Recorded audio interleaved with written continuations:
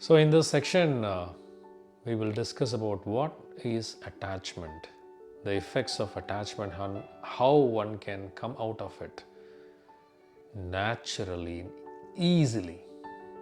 First, let's understand what attachment is. People are attached to n number of things. Just like a kid is attached to its toy, just because it couldn't handle the loneliness within himself. So it needs a toy for its everlastingly to be occupied with something, right? That is the situation of a kid, and that's where we supply kids with all the gadgets and try to put off the kid not to fear or not to face the reality. We are also a culprit in that sense.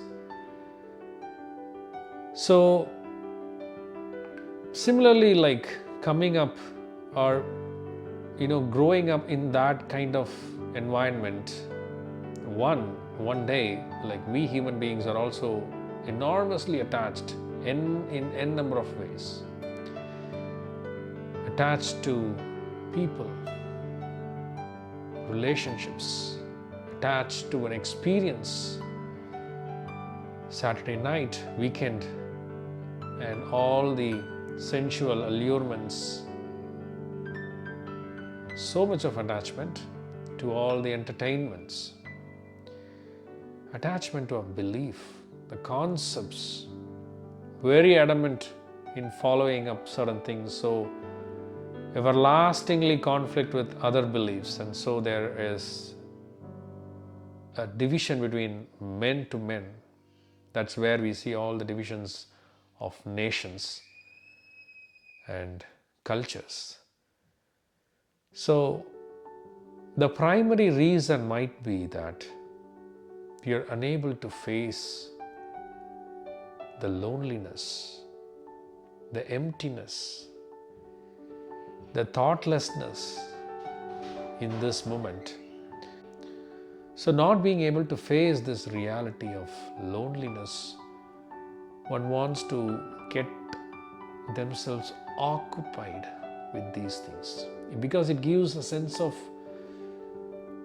vitality, it gives a sense of security, it gives a sense of entertainment, right? Time just passes away and you're occupied, but doesn't realize the impact of attachment, that it gives enormous pain when the object of attachment is not present. It creates a sense of dependency, everlasting dependency. And that's why the entertainment industry is flourishing so much. It has created so much dependency for all human beings that most of the beings are looking for entertainment because they are not satisfied by the day-to-day work, the day-to-day job, and the day-to-day entanglement that they have in the relationships. They're not convinced, right? They are not fulfilled, and so that's where it creates an emptiness, and that's where there is a dependency, and this dependency is what we call as an attachment. So how does one come out of this attachment? For sure, by realizing the pain that this attachment brings will make an individual come out of it. So do we all need this pain to suffer? Even people suffering, they don't really get the gist of it. They want multiple sufferings, and even after multiple sufferings, they're caught up with this mechanistic activity. So is pain the only way to get out of attachment? No, there is another way, another easy way to come out of attachment. The wise people will choose this way. It is nothing but the path of insight. When you are more aware of yourself and your activities in day-to-day life, just before the moment you pick up an activity, you have an insight towards that activity. Will that activity is a way to escape the present? Does it deviate my vision? Does it deviate my emptiness? Does emptiness everlastingly a pain? Can't you be alone in this room and be so happy without the need of any outward demand? Isn't that a sense of freedom? Haven't we tasted that living in this world for so many years?